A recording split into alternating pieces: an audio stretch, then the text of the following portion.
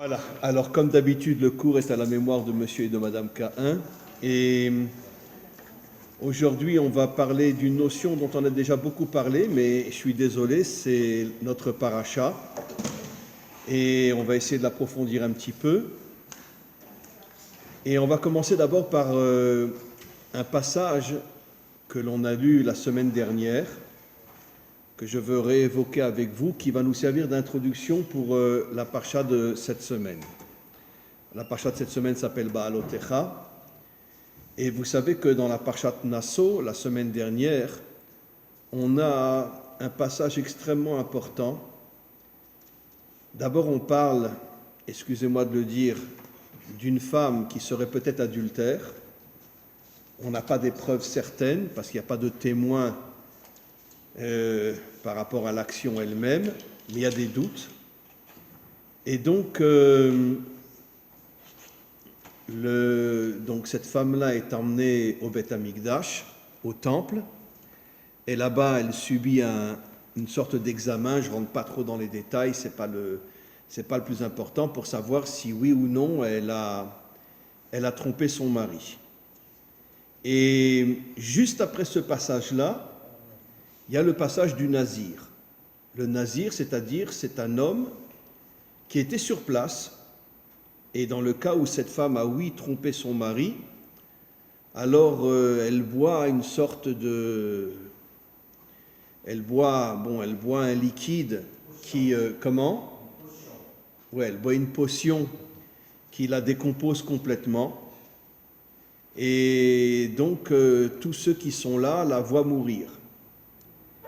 Et la Torah parle d'un homme qui, en voyant cette femme mourir, parce qu'effectivement elle a trompé son mari, il décide de devenir nazir.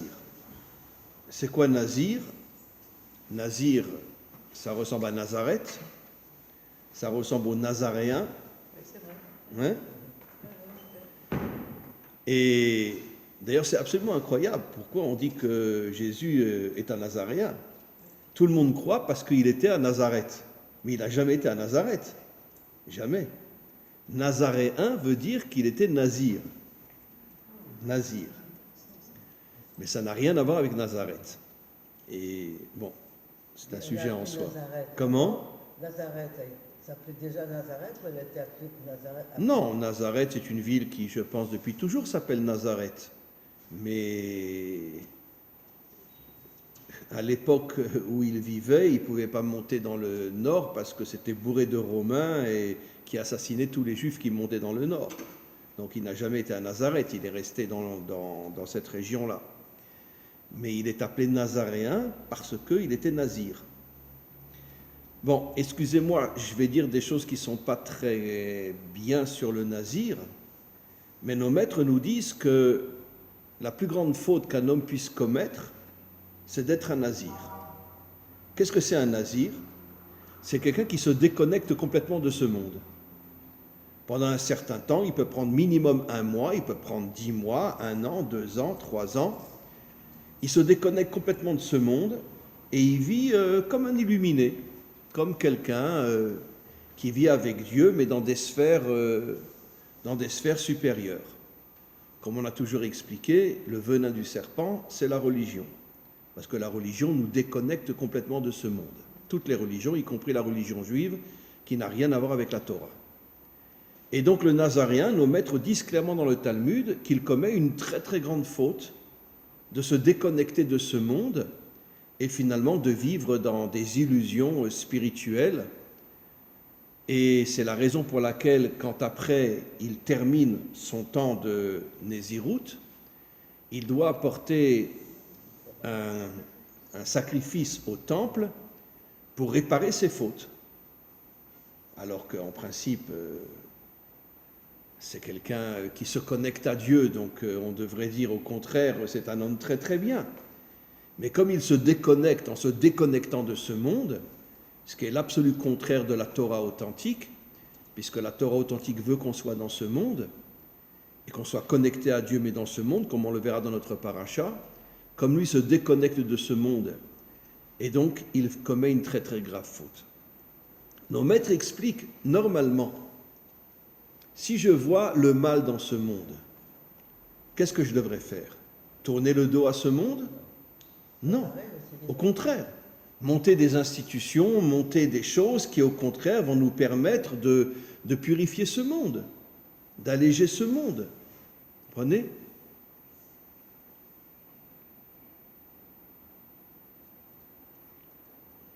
Excusez-moi de raconter à nouveau cette histoire, mais une fois, ça remonte à quelques années, j'ai une femme orthodoxe qui m'appelle. Charidite, une femme orthodoxe, hyper religieuse. Elle me dit, Rav, j'ai une question à vous poser. J'ai trompé mon mari. Qu'est-ce que je fais? Une femme orthodoxe. Hein? Et je lui ai dit, mais comment? Comment c'est arrivé? Elle me dit, bon, c'était une Française, je travaille dans un call center. Et puis, il y a plusieurs fois un homme qui m'a appelé, qui vit à Paris. Et puis, je le sentais bien, cet homme-là, elle me dit. Une fois, j'ai eu envie de le voir sur FaceTime. Et puis, quand je l'ai vu sur FaceTime, j'ai vu un homme tellement beau, j'ai craqué. J'ai fait croire à mon mari que ma mère était malade et que je pars à Paris pour voir ma mère. Et j'ai passé 10 jours à l'hôtel avec lui. 10 jours. Vive les femmes. Et donc, j'ai passé 10 jours avec lui à l'hôtel. Et quand elle revient, elle me dit, Rav, qu'est-ce que je fais? Est-ce que je le dis à mon mari? Je ne le dis pas à mon mari. Et si je le dis, c'est sûr qu'on va divorcer. Qu'est-ce que je fais? Bon, je ne vous raconterai pas ce que je lui ai raconté. C'est un sujet en soi. Mais grâce à Dieu, dans ce monde, il y en a des choses pas extraordinaires. Vous savez que vendredi, il y avait le défilé gay à Jérusalem. Hein? Vive les gays. Et donc, je crois qu'en France, il n'y a pas de défilé gay en France. Hein? Il y a aussi en France aussi? Moi, quelqu'un m'a dit que non. Ah, il y a aussi en France? Ah bon, très bien. Et en Angleterre? Et en Angleterre, il y a des défilés gays en Angleterre aussi? Ah bon, donc c'est partout alors. Donc, ok. Moi, je pensais qu'en Europe, il y avait moins. Mais en tout cas... Et alors, bon, moi, je ne sais pas, j'ai voulu... Comment? Le plus grand défilé, c'est celui de Tel Aviv. Oui. Ben, de toute façon, Tel Aviv, c'est la ville où il y a le plus d'homos et de lesbiennes. Hein. Mais en tous les cas, bon, moi, j'ai voulu voir sur le journal comme ça. Alors, il y avait un petit film comme ça. Alors, on voit un homme habillé en femme, avec une robe, avec un coucou, une fleur dans les... Voilà. Et puis, il parlait pas comme un homme. Hein. Il parlait... oui, alors je vais vous expliquer, voilà, etc. Et puis quand il a fini son discours, il y avait des centaines de personnes qui ont applaudi, qui ont dit bravo, bravo, bravo pour son discours, etc. Mais Kitsour, on vit dans un monde de fous. Voilà. Mais... vous avez vu des gens manifester, vous avez vu des gens se battre, en plus un défilé gay à Jérusalem, encore à Tel Aviv. Je dirais pas que je m'en fous, mais et en plus la veille de Shavuot, la veille du don de la Torah. Comment? Oui, mais si vous regardez, alors si vous regardez, je suis désolé de vous dire que si vous regardez, vous voyez pas mal de gens dans le défilé gay qui ont une kippa sur la tête. Ils ont une kippa sur la tête. Ça veut dire qu'il y a des homos qui sont entre parenthèses religieux aussi. Il y a des gens qui sont religieux, mais qui disent oui, vous existez, on est d'accord. Oui, mais il y en a qui sont homos aussi. Il y en a qui sont religieux, qui sont homos aussi. Comment? Ils naissent comme ça, que faire dans ces cas-là?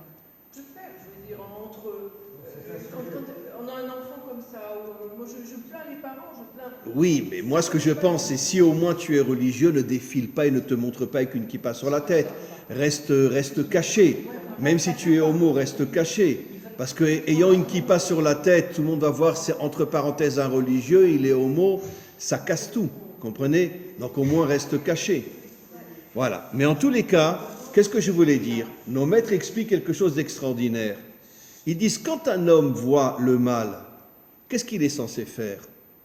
rentrer dans ce monde pour se battre, pas dans le sens de faire du mal aux gens, mais essayer de réparer ce monde, essayer de l'améliorer. Et lui, qu'est-ce qu'il fait? Il devient un nazir. Il se retire complètement de ce monde. Et donc, c'est bien la preuve, comme j'ai souvent expliqué, que la Torah condamne la religion. La Torah, puisque qu'est-ce que c'est être un nazir? C'est être un religieux, déconnecté de ce monde. Comment? Ah, juste, je vais en parler, vous avez deviné ce que je voulais dire. Et Shimshon, qui était un guerrier Samson, d'accord, le plus fort de toute l'histoire d'Israël, d'accord. Mais excusez-moi de le dire, mais il a passé son temps à courir après les filles. Eh oui, il allait de fille en fille, mais pas des filles juives, que des Philistines.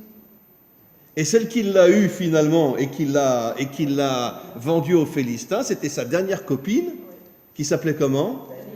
Pas Dalida, Dalila, qui s'appelait Dalila. Elle lui a coupé les cheveux, parce que toute sa force venait de ses cheveux. Elle lui a coupé les cheveux, elle l'a pris, elle l'a donné aux Philistins. Ils lui ont troué les yeux, ils l'ont aveuglé. Et puis bon, après il est arrivé à tuer beaucoup de Philistins malgré tout. Mais quoi qu'il en soit, il a passé toute sa vie avec des filles philistines. Alors, en tant que nazir, il était destiné à être nazir. Mais oui, il avait été destiné à être nazir, mais il n'a pas tenu le coup. C'est ça ce que ça veut dire. Mais c'est Dieu qui voulait qu'il soit nazir, puisqu'il est arrivé chez la maman de Shimshon, et il lui a dit, tu vas avoir un enfant, il y a un ange qui vient, Mais tu ne dois pas manger ceci. c'est Dieu qui a voulu. Mais le problème, c'est que Dieu ne savait peut-être pas qu'il craquerait et qu'il ne tiendrait pas. D'accord? Ok? Aujourd'hui, il y a eu une grande révolution dans le monde chrétien. Les prêtres protestants et évangéliques et quantité d'autres se marient, grâce à Dieu, comme notre cher ami qui n'est pas là aujourd'hui. D'accord? Mais les curés ne se marient pas. Mais vous connaissez un curé qui arrive à tenir pendant 50 ans? C'est impossible. C'est impossible. Mais comment un homme peut tenir pendant 50 ans? C'est impossible. C'est impossible. Impossible. Donc il ne se marie pas, mais d'un autre côté, comme Samson, il court après les filles. Ou les garçons. Voilà. Voilà. Ou après les garçons. Oui, il y a de plus en plus de pédophilie, etc. Et donc, chez nous aussi, il faut dire la vérité, il y a de plus en plus de rabbins qu'on découvre qui sont des pédophiles. Et donc, on vit dans un monde de fous. Mais qu'est-ce qu'on devrait faire quand on voit le mal? Essaye de le réparer. Ne tourne pas le dos au monde. Et c'est pour ça que nos maîtres disent que le nazir, c'est un grand fauteur. Parce que quand tu vois une femme qui a trompé son mari, ne tourne pas le dos à ce monde, essaye de le réparer, essaye de faire quelque chose pour l'améliorer. Et lui dit non, allez, moi je me connecte avec Dieu. En fait, tu te connectes en vérité avec ce que dit Marx, l'opium des peuples, la religion. Mais c'est temporaire. Peut-être qu'il a besoin de se ressourcer et après de revenir. Si Alors, Dieu le donne, c'est pas important. vous savez ce que disent nos maîtres? On raconte l'histoire d'un homme qui était un Cohen au temple. Et il dit, une seule fois dans ma vie, j'ai vu un vrai nazir. C'est-à-dire que tous les nazirs qui venaient, c'était tous des tarés. D'accord? Mais une fois, j'ai vu un vrai nazir. Et il raconte l'histoire. Et c'était un homme extrêmement beau, d'une beauté inimaginable, et toutes les filles lui couraient derrière. Et lui, il ne voulait pas tomber, parce qu'il était marié. Il ne voulait pas tomber, et donc il a décidé de devenir nazir et de s'éloigner de ce monde pour que les filles arrêtent de lui courir derrière, et pour ne pas tromper sa femme. Et nos maîtres disent, ça c'est un vrai nazir.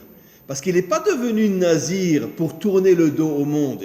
Il est devenu nazir pour respecter son épouse. Et justement pour ne pas tromper son épouse avec toutes les tentations qu'il avait. Et donc il est devenu nazir, il est parti dans une montagne tout en haut. Et bon, il a vécu comme un nazir pendant, je ne sais pas, pendant 2-3 mois, etc. Et quand ce Cohen qui était au temple l'a vu, il a dit, ça c'est un vrai nazir.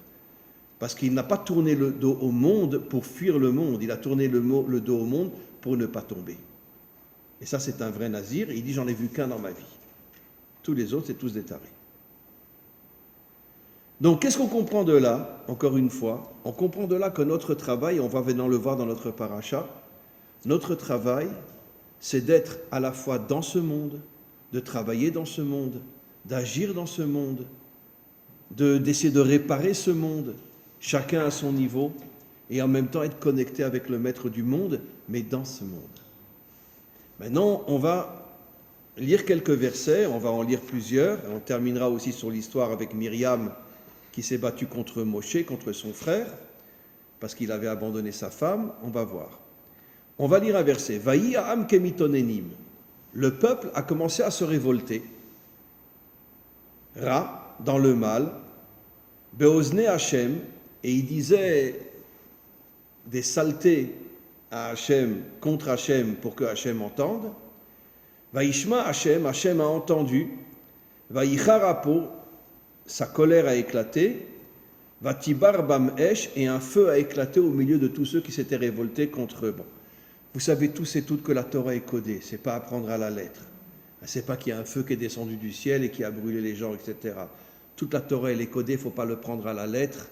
Malheureusement, beaucoup de gens lisent la Torah et croient que ce qui est marqué, c'est vrai, mais en vérité, c'est vrai que Dieu a réagi, mais pas comme on le lit dans le verset. Tout est codé et en vérité, les secrets de la Torah se cachent derrière le verset. Regardez ce qui est marqué. Vaï ha'am kemitonenim. Le peuple s'est révolté contre Dieu. On va voir deux Rashi.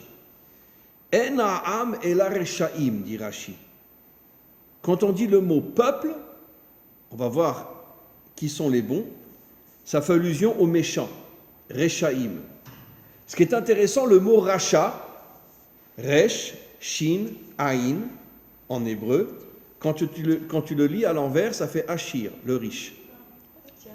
Ben, tous les riches sont des crapules. Évidemment. Bill Gates, c'est pas une grosse crapule. Il a passé sa vie à aller dans l'île de Weinstein pour aller avec des filles de 14-15 ans, et c'est pour ça que sa femme a divorcé de lui. Pourquoi ils ont divorcé? Parce qu'il couchait avec des filles de 14-15 ans. Il allait sur l'île de Weinstein, un palais immense, où là-bas venaient plein de jeunes filles qui recevaient beaucoup d'argent en échange du fait qu'elles allaient avec des hommes mariés ou pas mariés, peu importe. D'accord? Il y en a un autre chez nous qui a souvent été chez Weinstein. Vous savez qui c'est? Barak. Chez nous, Barak, il est parti très souvent chez Weinstein. Ouais. Vive les Juifs, hein? Comment? Epstein? Epstein. Ah, c'est pas Weinstein? Ah, c'est Epstein. Ok, Epstein. Donc, vive les Juifs. Bon, Hachem. En tous les cas, ben, c'est normal, il y a des gens bien et des gens méchants partout. Hein. En tous les cas, si vous prenez le mot rachat à l'envers, ça fait Achir. Qu'est-ce que la Torah nous montre? Que ceux qui sont pleins aux as ont un orgueil tellement, tellement énorme, tellement qu'ils tombent. Ils tombent. Voilà. C'est pour ça que vivons cachés, vivons heureux. Vous savez ce que nos maîtres nous disent? D'accord? Si tu as les moyens de t'acheter une villa à 3 millions d'euros, n'achète pas. Achète une villa beaucoup moins importante, comme ça les gens ne te feront pas de l'œil. Voilà. Tu peux t'acheter une Rolls-Royce? Achète-toi une Clio. Voilà. Pourquoi? Les gens ne te feront pas d'œil. Vous savez ce que nos maîtres nous disent? Quand un homme montre sa richesse et que les gens le regardent, waouh! En vérité, l'œil dégage des énergies qui va gonfler l'ego de la personne et c'est comme ça qu'il va tomber. C'est pour ça qu'on appelle ça le mauvais œil. L'œil dégage des énergies inimaginables que nous, on ne voit pas, qu'on ne ressent pas. Mais ces énergies font tomber la personne qui se montre avec tout son fric et c'est comme ça qu'il tombe après dans la débauche, dans la corruption, dans l'idolâtrie, etc. Le culte de l'argent et tout le reste. On continue. Regardez maintenant ce qu'il dit. En ha'am ela reshaim. Le mot am, peuple, veut dire les méchants. Ou keshehem ksherim, mais ceux qui sont propres dans le peuple, korim ami. Ils sont appelés mon peuple. Dieu dit mon peuple. Voilà. Ça veut dire si on t'appelle Am Israël, d'accord, c'est les gays. Si on dit ami, c'est les gens qui sont connectés avec Dieu. Ami, ça veut dire mon peuple. Maintenant, ce qui est intéressant, c'est que le Yud, il représente la première lettre du nom divin. Yud, E, Vav, E. Et le Yud descend et se connecte au peuple et ça devient ami. Qu'est-ce qu'on comprend de là? C'est que la vraie connexion avec Dieu, c'est pas tu montes en haut, Dieu descend en bas. Le Yud se connecte à âme et ça fait ami. C'est notre ami. Comment? C'est notre ami. C'est notre ami, oui. Bon, enfin, je ne suis pas 100% d'accord avec toi, mais c'est pas grave. Non, mais c'est joli le jeu de mots. Oui, ami, ça veut dire aussi en français, c'est notre ami. Mais je ne suis pas vraiment d'accord. D'accord? Comment? Pourquoi? Pourquoi? Pourquoi? Dieu, c'est notre ami. Hein? Avec ce qu'il nous a fait à Auschwitz et Treblinka, c'est notre ami. Oui, mais où on était, nous? Si ça vient d'en bas, c'est nous qui. C'est une alliance. Si nous nous comportons pas bien avec tout ce qu'il nous a demandé de faire, comment voulez-vous que lui existe? Il ne peut pas exister sinon. Eh bien, vous savez que le rabbi de Lubavitch a dit après la Shoah, que c'est impossible que la Shoah est venue à cause de nos fautes. Parce que c'est disproportionné par rapport à nos fautes. Comme ça a dit le rabbi Lubavitch, c'est un Mahamar, et il a dit, celui qui ose dire que c'est à cause de nos fautes qu'il y a eu la Shoah, d'accord? Eh bien, il le traite de... Voilà. Est-ce qu'on est monté en Israël? Comment? Est-ce qu'on est monté en Israël? Oui, 3 ans après, on est monté en Israël. Mais d'accord, mais si vous aviez été à Auschwitz, d'accord, vous ne seriez pas là en train de m'écouter aujourd'hui. Sauf si vous faites chouva après quelques années. Et vous ne seriez pas là en train de m'écouter. Non, mais il y a le fait qu'il y a Esav qui appartient au monde occidental, et il y a Ismaël qui, on peut prier chez lui parce qu'il n'est pas idolâtre. Donc je pense que quelque part, je sais c'est dur ce que je vais vous dire, mais tout ce qui est Moyen-Orient, tout où il y a eu les musulmans, on n'a pas été trop pris. Mais tout ce monde des Saves, c'est très dangereux. Oui, parce qu'il y a des intermédiaires. Jésus, dans le monde catholique, toutes les idoles sur les églises, etc. Effectivement. Mais enfin, il y a eu une révolution dans le monde chrétien. Les protestants, les évangéliques ne sont plus comme ça aujourd'hui. Il y a une grande révolution. Quand tu rentres dans une église protestante, tu ne montres pas de statut. Voilà. Donc, on continue. Regardez ce que dit maintenant le deuxième Rashi. Kemitonenim. Ils se sont révoltés contre Dieu. En mitonenim elalashon alila. En vérité, ils ont voulu se déconnecter de Dieu. Regarde ce qu'il dit. Mevakshim alila lifrosh me'achare amakom. Ils ont cherché un prétexte comment se déconnecter de Dieu, qui dans le texte est appelé makom. C'est à pleurer tellement c'est beau. Pourquoi Dieu est appelé l'endroit? Pourquoi on appelle Dieu l'endroit? Makom veut dire l'endroit. Pour dire que la véritable volonté de Dieu, c'est pas de rester coincé en haut, c'est de se dévoiler en bas. C'est pour ça qu'on l'appelle Makom. Parce que Dieu veut être avec nous dans ce monde matériel. Il ne veut pas rester dans le monde spirituel. Il veut être avec nous dans ce monde matériel. C'est pour ça qu'on l'appelle Makom. Vous comprenez? Et donc, qu'est-ce qu'eux, ils ont voulu? Ils ont voulu dire à Dieu, je t'en supplie, fous-nous la paix. Rentre à l'église, à la synagogue, mais fous-nous la paix. On veut être tranquille dans ce monde. Alors, va à la synagogue, va à l'église, mais fous-nous la paix. D'accord? Ce qu'on appelle en français la séparation entre l'Église et l'État. Chez nous, la séparation entre la Knesset et le Bet Knesset. Ah ouais, Voilà. Ouais. Voilà. Ça veut dire en vérité, qu'est-ce qu'on comprend de là? Je vais dire quelque chose de très très grave. On a commencé par dire que ce sont des Réchaïm. Mais c'est quoi un vrai rachat? C'est un vrai laïc? Non, parce que lui, il croit en rien. Bon, c'est un problématique aussi. Mais quel est le vrai rachat? Celui qui dit à Dieu, reste à la synagogue et fous-nous la paix. C'est ça, ce qu'on appelle le rachat ici. Ça veut dire le religieux. Quand je suis dans mes affaires, je me comporte comme une crapule.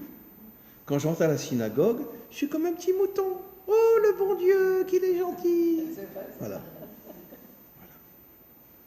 Donc, c'est pour ça qu'on l'appelle rachat. Le rachat est celui qui dit à Dieu, dégage de ce monde, fous-nous la paix, reste à l'église, reste à la synagogue et fous-nous la paix. Voilà. Je vais raconter une petite histoire. Il y a 2-3 jours, j'étais avec mon épouse à Tel Aviv, et quand je reviens chercher la voiture, je vois un musulman sur le parking qui se met à prier. En plein parking. Alors je me mets de côté, je l'attends, et il termine, parce que ça ne dure pas tellement longtemps la prière des musulmans, c'est 10 minutes comme ça, 5-10 minutes, et bon, ne me jetez pas de pierre, hein, ce que je vais dire. Et puis je sentais que c'était un gars bien. Alors il se lève, je lui dis, excuse-moi si je suis resté pour te regarder, mais tu ne veux pas savoir, j'adore vous voir prier. Enfin, en hébreu, je lui parle, bien sûr, parce qu'il parle l'hébreu. Alors il me dit, pourquoi? Il me dit, parce que, je veux dire, vous priez n'importe où, vous n'avez pas honte, vous vous connectez au maître du monde comme ça, partout, et sans avoir de comme ça. Voilà. Eh bien, vous savez ce qu'il m'a fait? D'accord? Il m'a pris dans les bras, il m'a serré très très fort, et il m'a dit, toi et moi, on est des frères. Comme ça. Comme ça, il m'a dit. Un homme très gentil. Comment ça va? Il m'a dit, comment? Non, j'ai regardé s'il n'avait pas un couteau. J'ai regardé s'il n'avait pas un couteau. Non, j'ai vu qu'il n'avait pas de couteau parce qu'avec les deux bras, il m'a serré. Moi, peut-être il aurait pu me poignarder dans le dos, mais en tout cas, un homme très gentil. Comment? Et d'une certaine manière, on voit chez les musulmans encore plus que chez les juifs. C'est difficile de voir un juif en pleine rue se mettre à prier. Mais les musulmans, ils n'en ont rien à faire, eux. Même sur un trottoir, n'importe où, etc. Ça veut dire que, qu'est-ce qu'on voit chez le musulman? Il sent que Dieu est partout avec lui. Pendant le Covid, c'est ce qui s'est passé. Ils étaient dehors, chez nous, ils étaient 10, Oui. et ils priaient. Oui, bien sûr. Et à Paris aussi, je crois qu'à Paris aussi, il y a des quartiers où ils prient dehors, ils ne prient pas dans la mosquée. Ils prient dehors, ils prient sur la route. Et j'ai vu une fois à Londres, ils avaient prié dans un parc à Londres, plein de musulmans qui avaient prié dans un parc à Londres, alors qu'ils ont des mosquées. Mais, à mon avis, ce qu'ils veulent montrer, c'est qu'ils amènent Dieu partout. C'est ça. Ils l'amènent partout. Comment? En Israël aussi, les gens, quand ils sont dans la nature, ils font des liens. Oui, c'est ça. Oui, mais vous trouverez beaucoup plus de musulmans prier en pleine rue qu'un juif prier en pleine rue. Un juif, s'il veut prier, il se mettra de côté ou il rentrera dans une synagogue, mais le musulman, il n'en a strictement rien à faire. En plein parking, il prend son tapis et il se met à prier. Ça veut dire que d'une certaine manière, on comprend que chez les musulmans, il y a dans son subconscient le fait que Dieu n'est pas qu'à la mosquée. Dieu est partout. Et voilà, qu'est-ce que nous raconte notre histoire ici? Ils ont voulu, et c'est pour ça que Rachi appelle Dieu Makom, l'endroit, comme pour dire, écoute, on n'a rien contre toi, mais dégage de notre monde. Voilà. Finalement, qui sont les premiers à avoir dit à Dieu qu'il faut séparer l'Église de l'État? Eh bien, c'est les Juifs. C'est un Rachi explicite. C'est un Rachi explicite. C'est dur, hein? Bon. Maintenant, regardez, c'est pas fini. Il y a encore, à un autre moment, il y a une autre révolte. C'est la deuxième, on va en reparler dans quelques instants. Mais ils disent à Dieu que finalement, qui me astem et Hashem bekirbechem. Vous haïssez Dieu qui est en vous. Vous haïssez Dieu qui est en vous. J'ai déjà expliqué ça, une chose extraordinaire. Pourquoi la première parole que Dieu dit à Abraham, Lech lecha, va vers toi, rentre en toi. Comme pour nous faire comprendre qu'en vérité que Dieu se cache dans chaque homme. Et celui qui se connecte à son intériorité, il se connecte à Dieu. Dieu n'est pas à l'extérieur. D'accord? Il est à l'intérieur. Et moi, je vous garantis, d'accord, que le jour où le Mashiach se dévoilera, le Messie se dévoilera, toutes les synagogues, toutes les églises, tout sera fermé. Vous savez où on priera? Dans son bureau.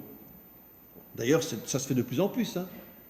À Tel Aviv, par exemple, bon, Tel Aviv, c'est le jour et la nuit, mais vous savez le nombre de sociétés à Tel Aviv où ils se réunissent et ils prient dans l'immeuble.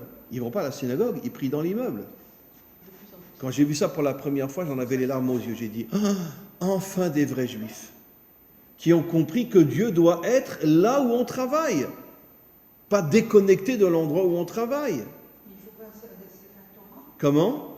Si, ils ont un Sefer Torah, ils ont une salle Bon, c'est une synagogue, mais dans le lieu de travail. C'est ça ce qui est extraordinaire.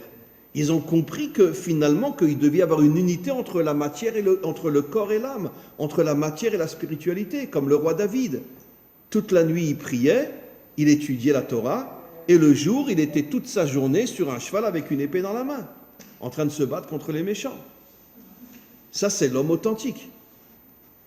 Alors maintenant, regardez, qui met astem et Hashem asher bekirbechem, parce que vous détestez Dieu qui est en vous. Il n'est pas dit vous détestez Dieu uniquement. Dieu qui est en vous. Regardez ce que dit Rashi. Imlo shenatati shrina beinechem. Dieu dit, si je n'avais accepté d'être présent parmi vous dans ce monde, logava levavchem, vous ne seriez pas tombé dans l'ego et de me dire dégage. Ça veut dire qu'à partir du moment où Dieu a décidé de se dévoiler dans ce monde, beaucoup d'hommes disent à Dieu, non, écoute, Mais quel Dieu ils ont dans leur tête? comment? Quel Dieu ils ont? Un fantasme. Le Dieu des religions, un fantasme. Voilà. Toutes les religions, en vérité, n'ont qu'un fantasme dans la tête. Mais le vrai Dieu, il est dans ce monde et il veut se dévoiler dans ce monde. Et regardez ce que dit Rashi, que quand Dieu a décidé de dévoiler sa présence dans ce monde, beaucoup se sont révoltés et ont dit Dieu, non, mais moi je pensais que tu étais dans le ciel. Notre Père qui est aux cieux, surtout restez-y. Voilà. Voilà. Surtout restez-y. Ne descends pas dans ce monde. Ça c'est pas nous. Comment? Ça c'est pas nous. Si, c'est nous. C'est pas nous, c'est les chrétiens. Eh ben, je regrette, c'est Rachi qui dit ça sur nous. Hein. Je suis désolé, madame, hein, mais là on parle des juifs, hein. On ne parle pas des chrétiens. Et on parle des juifs ici. On parle des juifs. D'accord? Et c'est dans la Torah, donc ça parle des juifs, ça parle du peuple juif, qui n'ont pas voulu que Dieu se dévoile dans ce monde.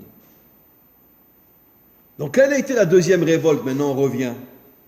Ils ont voulu manger de la viande. Ils en avaient marre de manger de la manne. C'est quoi la manne? Bon, on ne sait pas trop comment ça s'est présenté, on ne sait pas, bon, ça descendait du ciel, bon, bref. Tout ça c'est codé. Mais quoi qu'il en soit, ils avaient de la manne, on pourrait dire une nourriture divine. Ils en ont eu marre. Ils ont dit, on veut manger de la viande. D'accord? Où c'est marqué, regardez.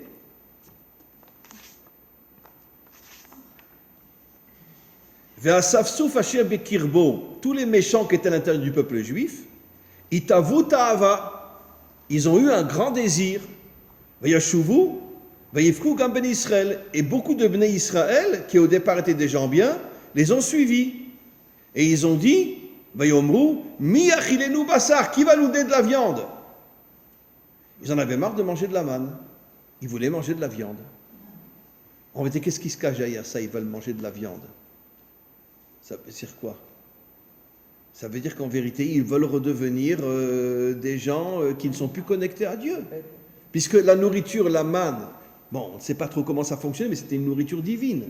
Même si c'était une nourriture qui les nourrissait, mais c'était une nourriture divine. Ils ont dit, on en a marre. On ne veut pas être connecté à toi. Si on mange, on veut nous-mêmes prendre un animal, le tuer et manger de la viande. On n'a pas besoin que c'est toi qui nous donnes de la nourriture. Voilà. Donc en réalité, qu'est-ce qu'on voit dans cette paracha? Que toute la révolte d'une partie d'Israël, pas tout Israël, contre Dieu, c'est de lui dire, attention, on croit en toi, mais uniquement le samedi quand on va à la synagogue. Toute la semaine, tu nous fous la paix. D'accord? Laisse-nous travailler normalement. D'accord? Voilà. Ne t'occupe pas de notre business. Exactement. Ben, je vais vous raconter une histoire. Il y a pas mal d'années, d'accord, moi je ne connaissais pas le Forex. Vous avez entendu parler du Forex? C'est des gens qui volent de l'argent aux autres. Ah bon? Oui. C'est ça le Forex. D'accord? Bon, bref. Et donc, je me fais inviter par des gens qui sont à Tel Aviv et ils me disent, Rav, vous pourriez donner un cours toutes les semaines chez nous dans notre société. On est une société de Forex. Moi, je ne savais pas ce que c'était le Forex. Hein. D'accord. Alors, je dis, ouais, c'est pas mal, ouais, je veux bien.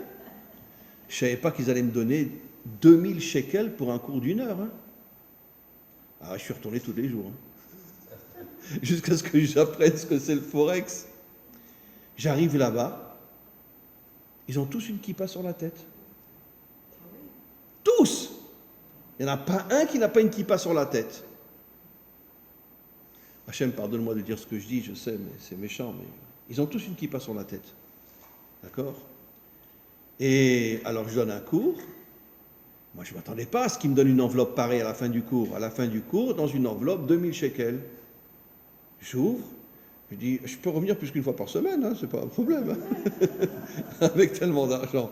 Bon, bref. Et puis, j'y suis retourné 3, 4, 5 fois. Et puis, un jour, j'ai quelqu'un qui m'appelle, un grand ami à moi. Il me dit, Rav, j'ai entendu que vous donnez des cours dans un Forex. Vous savez ce que c'est le Forex? C'est les voleurs. D'accord? Bon, ils ont tout un système pour prendre l'argent des gens et ne pas leur redonner.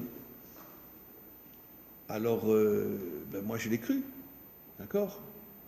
Puisque je sais que c'est quelqu'un qui est lui-même dans les affaires et qui sait ce que c'est le Forex. Alors, j'y suis retourné. Bien sûr, j'ai refusé de prendre une enveloppe. Et j'ai fait un cours. J'ai fait un cours sur le Forex. Ils étaient tous devant moi. Et j'ai expliqué, vraiment, d'accord?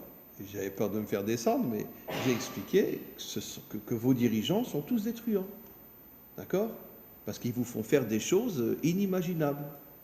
Voilà. Alors, je ne vous dis pas les directeurs comment ils me regardaient. J'ai cru qu'ils allaient exploser. D'accord? Bon, j'ai terminé mon cours. Une fois que j'ai terminé mon cours, ils m'ont dit dégage de là ou je ne sais pas ce qu'on va te faire. D'accord?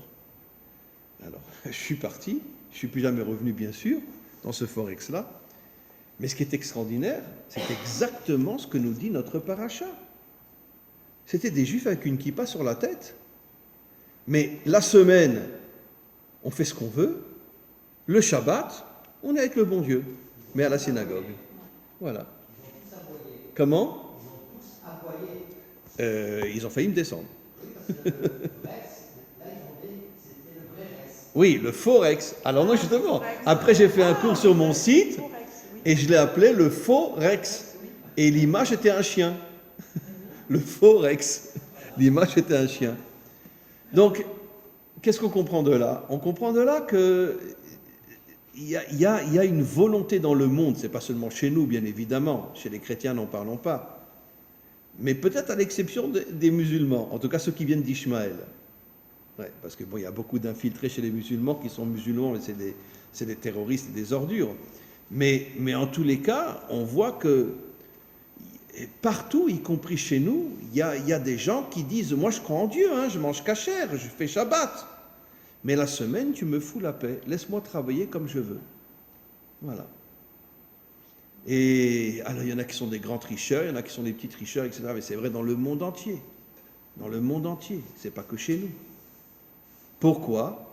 Parce que, comme nous explique notre paracha, je suis croyant, mais je crois en un Dieu qui reste dans le ciel, ne descend pas sur terre. Parce qu'ils ont peur qu'ils descendent sur terre. Et parce que s'il descend sur terre, il contrôle tout. Il voit tout. Et puisqu'il est sur terre. Et donc s'il est sur terre, il voit tout. Et donc c'est difficile d'être un homme propre, un homme droit, un homme qui ne ment pas, qui ne triche pas, qui ne fait de mal à personne. Ça, c'est la vraie connexion avec Hachem.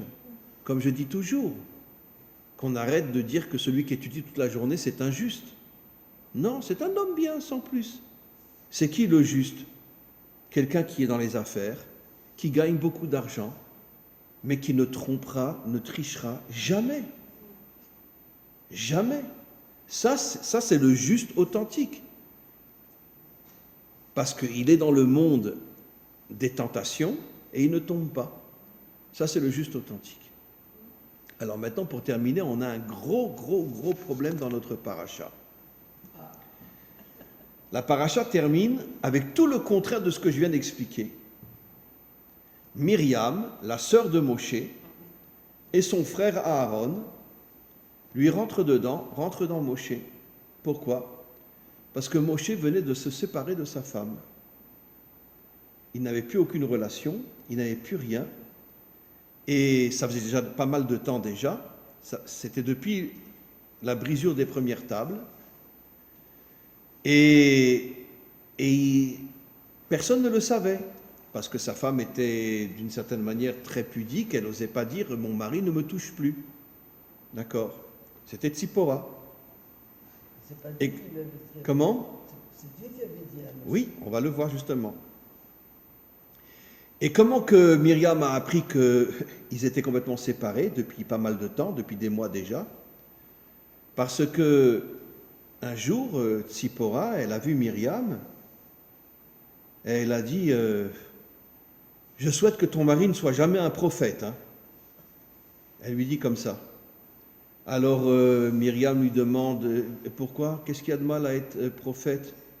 Parce que le mien c'est un super prophète, ben, ça fait des mois qu'il ne me touche plus. On sait qu'on est complètement séparés. Même pas il me dit bonjour, même pas il me voit, je le vois même plus. On est complètement séparés.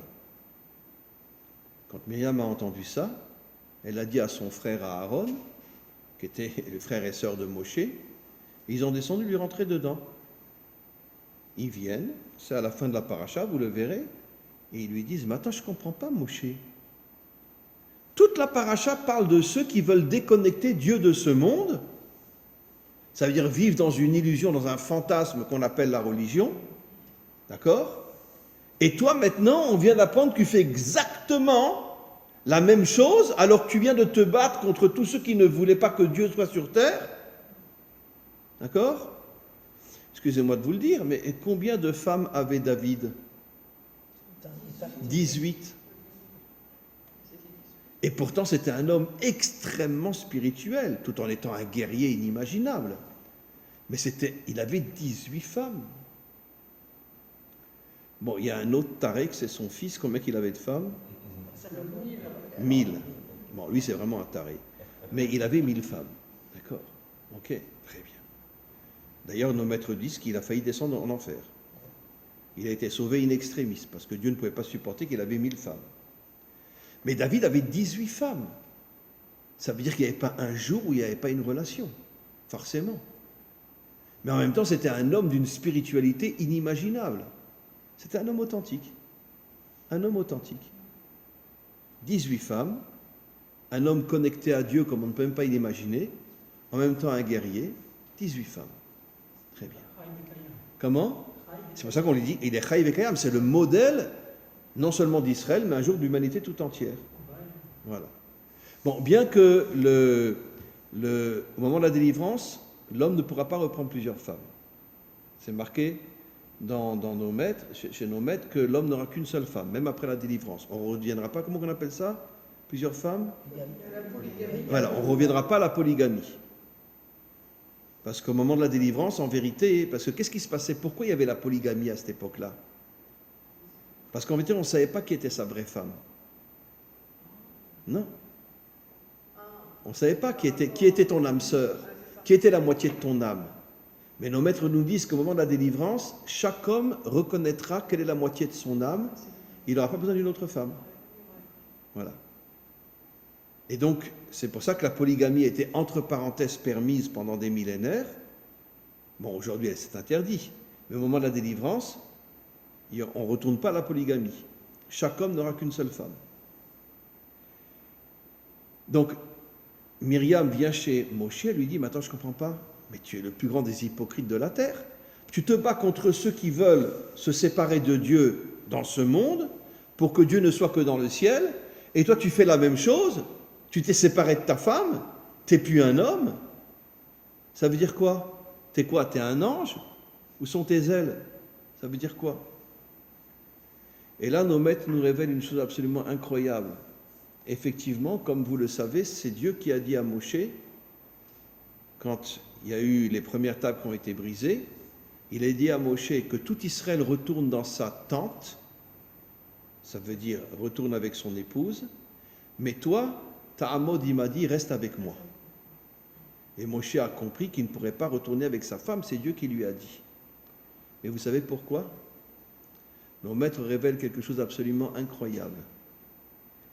Quand dans ce monde, l'homme faute, bon, je ne parle pas d'un individu, mais quand il y a beaucoup de gens qui fautent, et là, la faute était terrible, c'était la faute du veau d'or.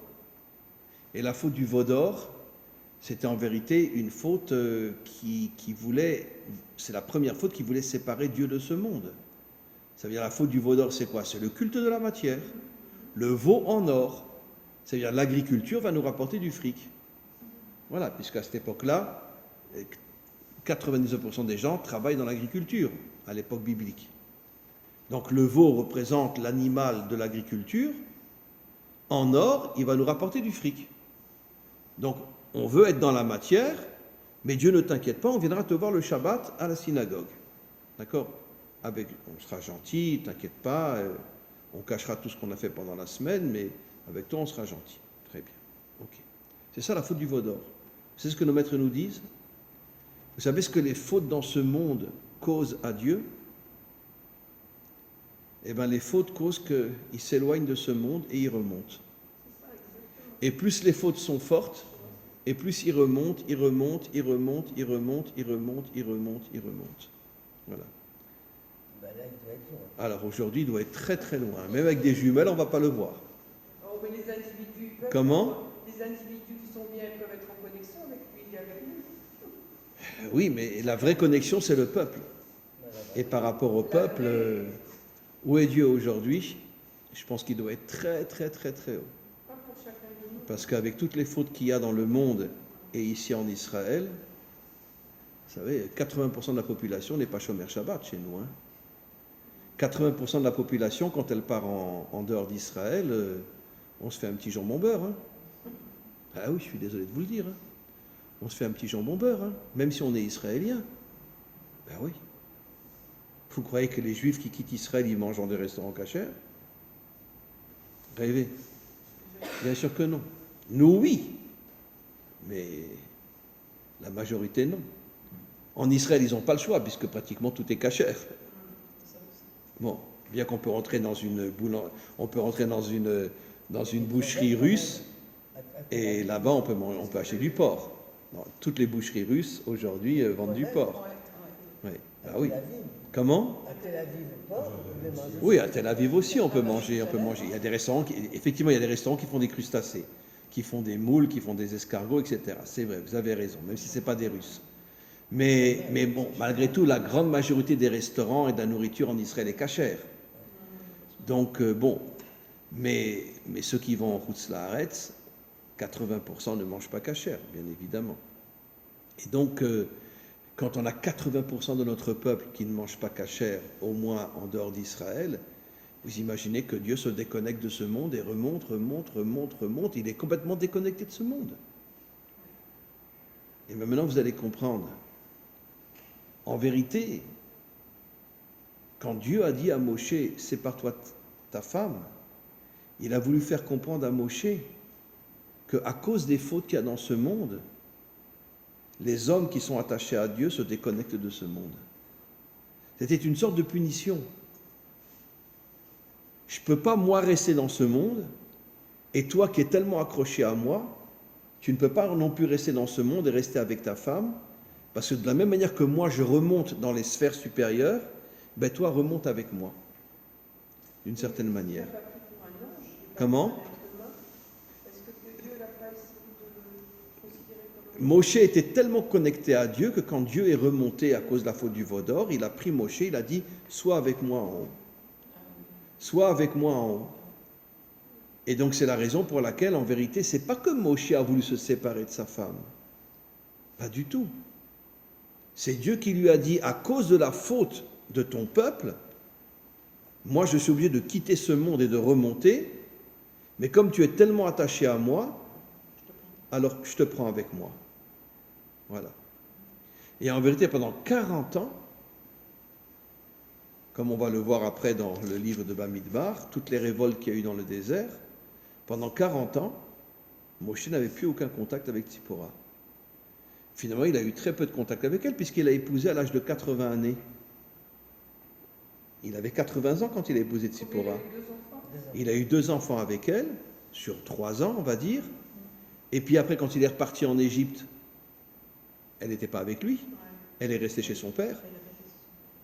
Après, quand ils sont sortis d'Égypte, elle est revenue le voir. Peut-être qu'ils ont eu encore quelques relations ensemble, mais très peu. Et puis après, il y a eu le don de la Torah, 3 mois après la sortie d'Égypte. Et à ce moment-là, c'est fini, plus de relation. C'est-à-dire que Tzipora, finalement, elle n'a pas beaucoup connu son mari. Elle n'a pas beaucoup connu. Elle était pratiquement seule toute sa vie. Comme la femme de Rabbi Akiva. Comment? Comme la femme de Rabbi Akiva. 24 ans. 24 ans. Mais oui, mais le problème, c'est que c'est elle qui lui a dit.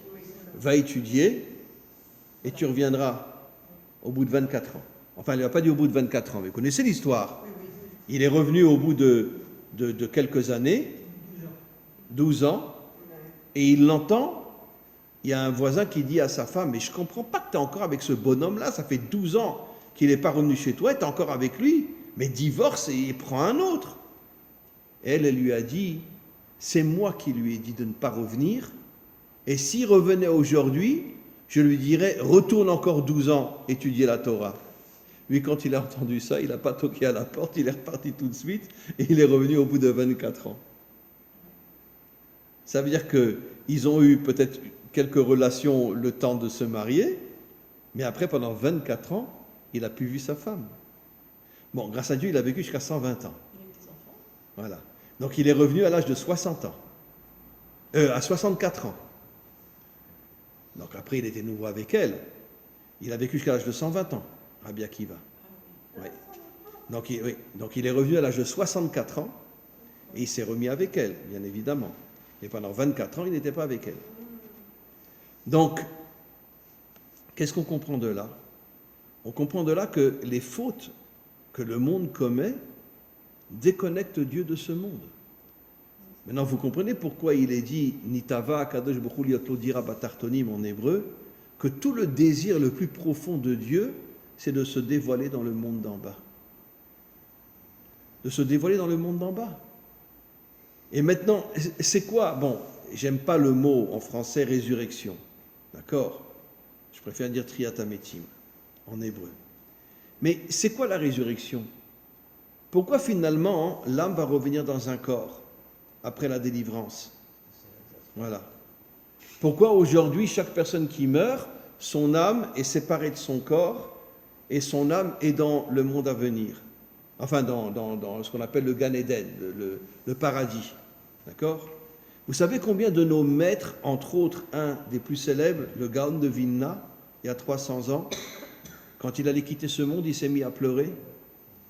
Et ses élèves lui ont dit, mais pourquoi tu pleures? Un homme comme toi, tu vas être à côté de Dieu. Et vous savez ce qu'il a répondu? Et qu'est-ce que je vais faire à côté de Dieu? Une âme sans corps. Je ne serai qu'une moitié d'être humain. L'être humain authentique, c'est l'âme dans le corps. Si je suis une âme sans corps, je ne suis pas un être humain. Et il n'a pas voulu partir. Et il a pleuré. Bon, finalement, il est mort. Son âme est montée. Mais une âme sans corps, ce n'est pas un véritable être humain. Et donc, pourquoi on parle de la résurrection? Pourquoi l'âme reviendra dans le corps? Pour qu'on redevienne de véritables êtres humains, avec la seule différence, c'est que cette fois-ci, toutes les synagogues seront fermées, toutes les églises seront fermées. Et là où on est, dans le monde matériel, c'est là qu'on priera. On rassemblera un minyan, 10 personnes, et on priera. Dans la rue, là où on travaille, etc. Et il n'y aura plus de synagogue, je peux vous le garantir. Ça sera fini. Parce que finalement, c'est quoi la synagogue? C'est quoi l'église? C'est quoi? Mais c'est l'absolu contraire de la volonté d'Hachem. C'est un masque. Comment?